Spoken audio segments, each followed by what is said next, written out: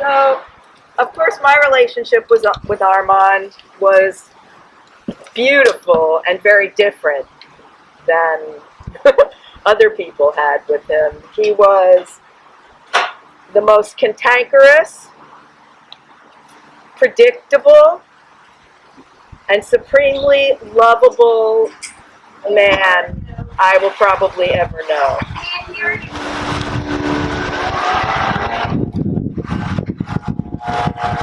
He moved a block away from me for about, I guess, his last 10 years. So I was able to see him a lot, and and in those years he came over to my house a lot. And Esme, my granddaughter, would come and see him, and I think that was his happiest moments when Esme would come. I'm going to tell you a story, an anecdote. When I was 8 and my brother Andy was 6, my mother married Armand. So 1958. And we children were not very happy about this at all. But they tried to do things to cheer us up. So often, probably a few times a year. Oh, I forgot my other visual aid. Wait.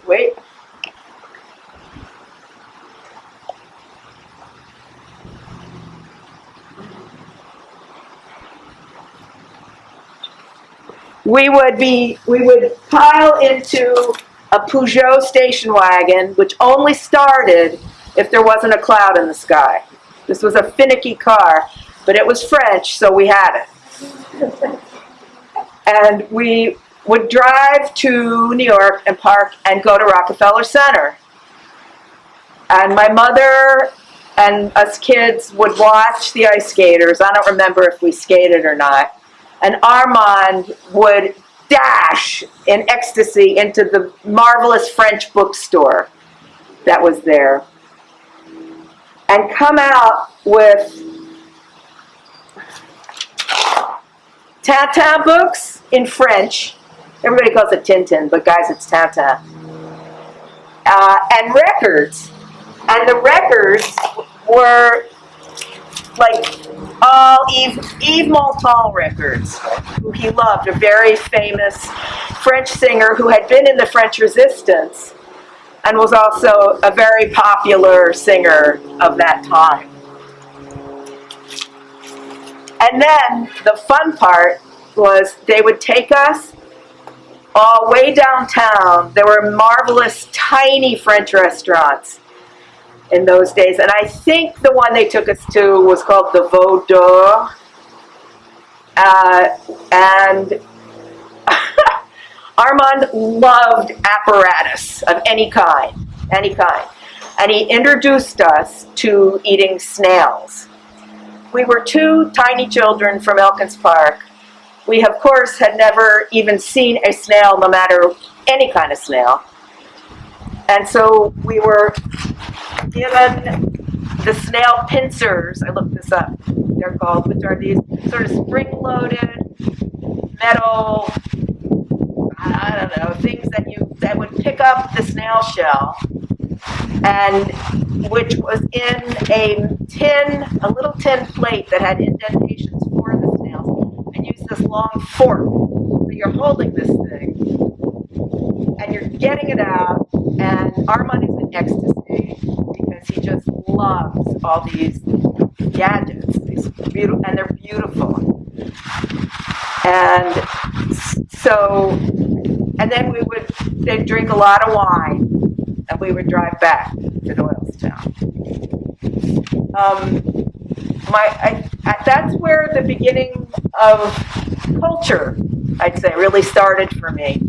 We were really introduced to a lot of beautiful European culture at a very young age, and I've benefited from it all my life. I'm going to tell you some things he loved, and I bet you probably know them all. Of all the things Armand loved, and he loved many, many things and many people, his first love was garlic. Times 10. I wish I'd brought you all some. Of course, he dearly adored Anita, and then Carol, and Delia, Esme, and me, and his sisters.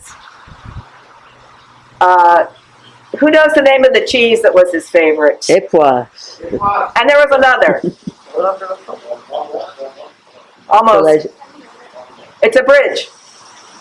Pont l'Evêque.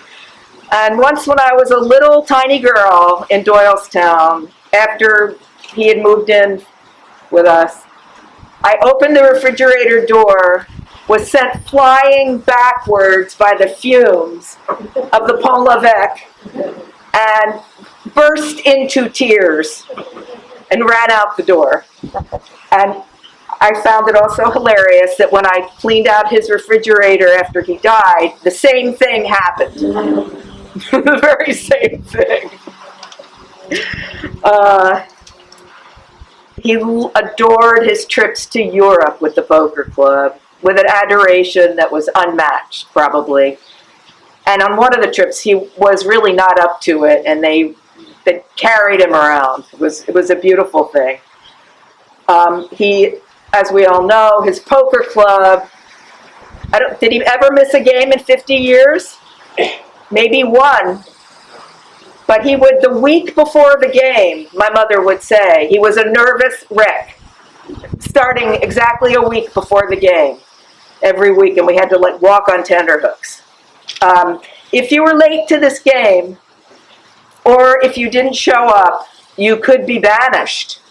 You could be banished by Armand. He loved the French comedian Jacques Tati, whose movies, if you haven't seen, T-A-T-I, or I watched some with him towards the end of his life, and we were both falling down laughing hysterically, and we've seen them 10 times already, so that was pretty amazing. He also adored movies. And when he first came to the States and his family lived in Coney Island, he would procure a quarter and go to Times Square and watch 5 movies in a row. He especially loved Westerns, and he always said that watching those movies is how he learned to speak English.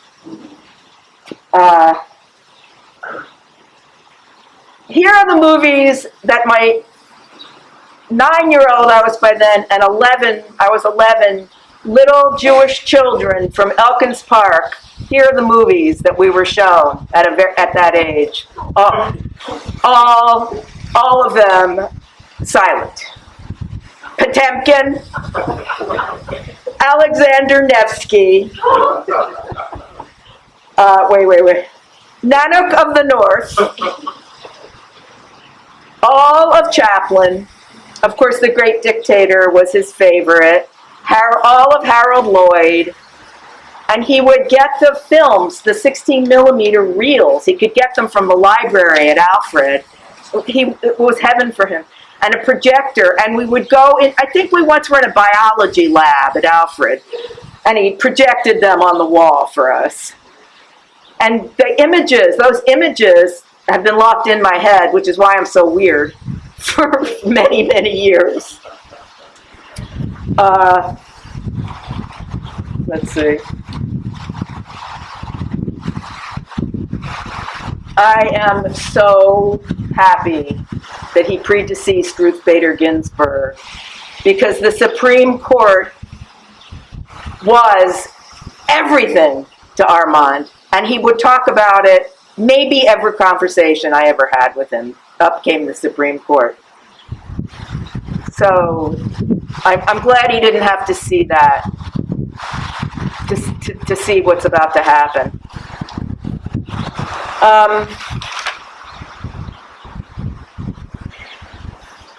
He was so soulful and tender